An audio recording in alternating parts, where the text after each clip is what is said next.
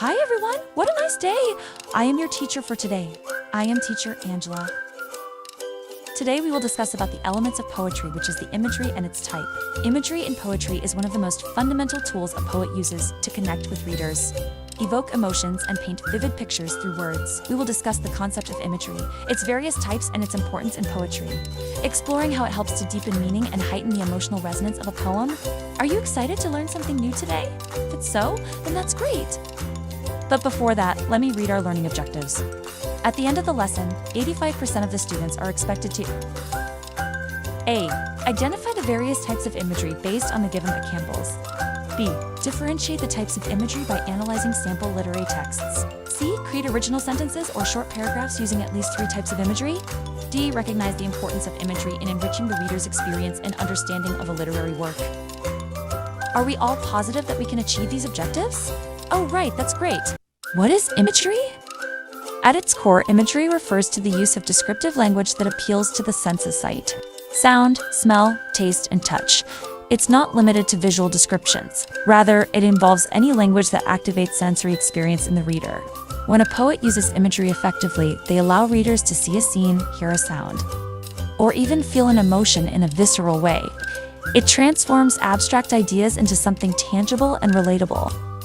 Poetic imagery helps poets to move beyond mere words on a page, enabling readers to step into the speaker's world. Whether it's the smell of rain on a summer morning or the sharp sting of heartbreak, imagery takes a reader to places of experience, real or imagined. We have different types of imagery in poetry, which are the visual imagery, auditory imagery, olfactory imagery, gustatory imagery, tactile imagery, kinesthetic imagery, organic imagery. Let's now break imagery into its 6 primary types. First, we have visual imagery. This is the most common form of imagery and refers to descriptive language that creates a mental picture. Poets use visual imagery to appeal to the reader's sense of sight, allowing them to see what the poet sees. For instance, consider the line from William Wordsworth's "I wandered lonely as a cloud. A host of golden daffodils? Beside the lake, beneath the trees, fluttering and dancing in the breeze." Here, Wordsworth paints a vivid image of a field of golden daffodils swaying gently under sunlight. Readers can picture the flowers and the tranquil setting, creating a sense of calm beauty. Secondly, we have auditory imagery. Auditory imagery appeals to the sense of hearing and describes sounds in a way that brings them alive. This could be anything from soft whispers to the thunderous crash of waves. For example, in Edgar Allan Poe's The Bells sound dominates the imagery. Hear the sledges with the bells. Silver bells? What a world of merriment their melody foretells.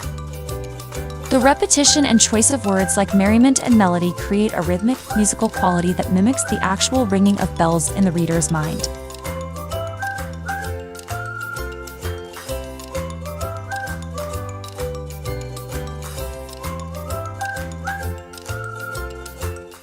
Third, have olfactory imagery, smell. Olfactory imagery relates to the sense of smell, which is one of the most powerful ways to evoke memories and emotions. Smells can transport readers to a specific time and place. Take this line from T.S. Eliot's The Love Song of J. Alfred Prufrock. "When the evening is spread out against the sky, like a patient etherized upon a table, and the smell of steaks in passageways." The mention of the smell of steaks adds an everyday gritty realism to the setting, grounding readers in a physical space. Fourth, we have gustatory imagery, taste. Gustatory imagery appeals to the sense of taste and often evokes sensations related to food or drink. It's a less common type of imagery, but when used, it can vividly bring flavors to life. In John Keats' To Autumn, taste imagery is present in lines such as, "To bend with apples the mossed cottage trees, and fill all fruit with ripeness to the core." Here, the reference to ripe fruit invites the reader to imagine the sweet, juicy taste of apples, adding to the lush sensory experience of autumn. Fourth, we have tactile imagery, touch. Tactile imagery appeals to the sense of touch and can describe textures, temperatures, or physical sensations. This type of imagery often conveys intimacy, pain, or comfort. For example, in Robert Frost's Stopping by Woods on a Snowy Evening, "The woods are lovely, dark, and deep, but I have promises to keep, and miles to go before I sleep." The line "dark and deep" conveys the cool, soft feeling of the woods blanketed in snow, contrasting with the weight of reality pressing upon the speaker. And next, kinesthetic imagery movement. Kinesthetic imagery describes motion or physical movement. It appeals to a reader's sense of bodily awareness and is particularly effective in poems describing action. For instance, in Gerard Manley Hopkins' The Windhover, my heart in hiding, stirred for a bird, the achieve of the mastery of the thing. The imagery captures the bird's swift, acrobatic motion, evoking the dynamic movement of the windhover in the reader's imagination. And the last one, we have organic imagery sensation. Appeals to the internal sensations of the body and mind, such as emotions, pain, hunger, thirst, fatigue, or even spiritual awareness. It is different from the other types of imagery because it relates to deeply personal and internal experiences rather than external senses. Organic imagery conveys what the speaker or characters feel inside. It evokes emotions or physical conditions that are not directly tied to sensory perception, but are just as vivid and impactful. This type of imagery connects readers to the poem on a human level, making the emotions of the speaker relatable and tangible.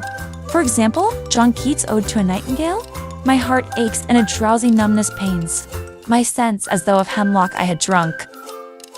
The heartache and drowsy numbness are physical sensations that express the speaker's emotional yearning and melancholy. The organic imagery here creates an intimate experience for the reader. Keats often uses organic imagery to capture feelings of ecstasy, longing, and even physical exhaustion. Why is imagery important in poetry? Imagery is not just decorative. It serves essential purposes in poetry. First, it creates an immersive experience for readers by making abstract concepts more concrete. For instance, instead of simply stating that a character is sad, a poet might describe tears like rivers carving through silent cheeks, which creates a far stronger emotional impact. Second, imagery helps set the tone or mood of a poem. Vivid descriptions of peaceful natural landscapes may evoke calm or serenity, while dark, foreboding imagery can create tension or unease. Third, imagery builds connections between the reader and the poem's themes. By appealing to the senses, imagery allows readers to experience the poem, not just intellectually, but viscerally. It transforms the poem into something felt, seen, and heard. Finally, imagery enhances the beauty of the language itself. By using carefully chosen words and descriptions, poets elevate their writing into an art form, one that lingers in the mind and imagination of readers.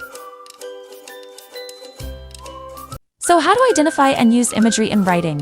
By identifying and practicing the use of imagery, writers can create vivid and immersive experiences for their audience. Let's break this process down into actionable steps and deeper insights. 1. Look for descriptive language that appeals to the senses.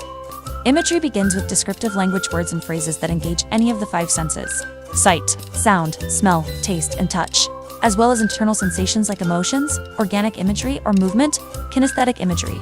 2. Pay attention to how imagery enhances the reader's experience and understanding. Imagery does more than describe. It enriches the reader's experience by making the writing more vivid, emotional, and relatable.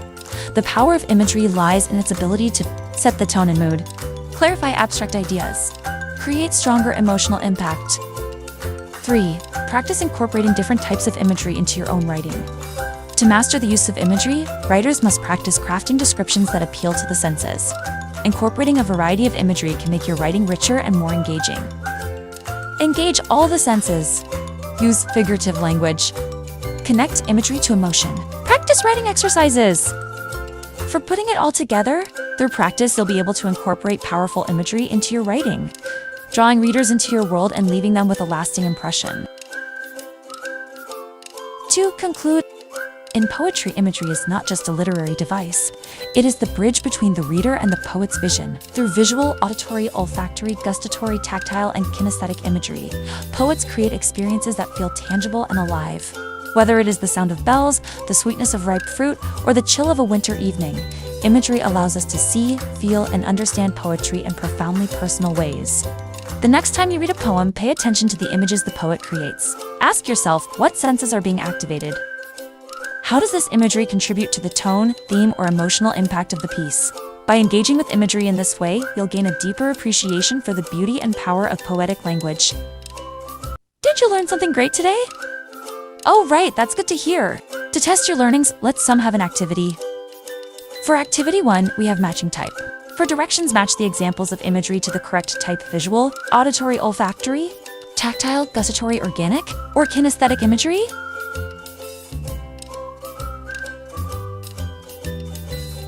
For Activity 2, identify imagery in a passage.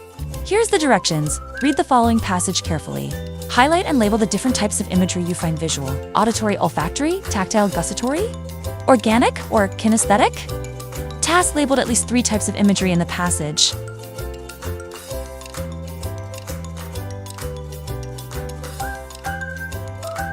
And for the last activity, you have to create your own imagery. Instructions: write a short paragraph describing a day at the beach. Use at least 3 types of imagery: visual, auditory, and tactile.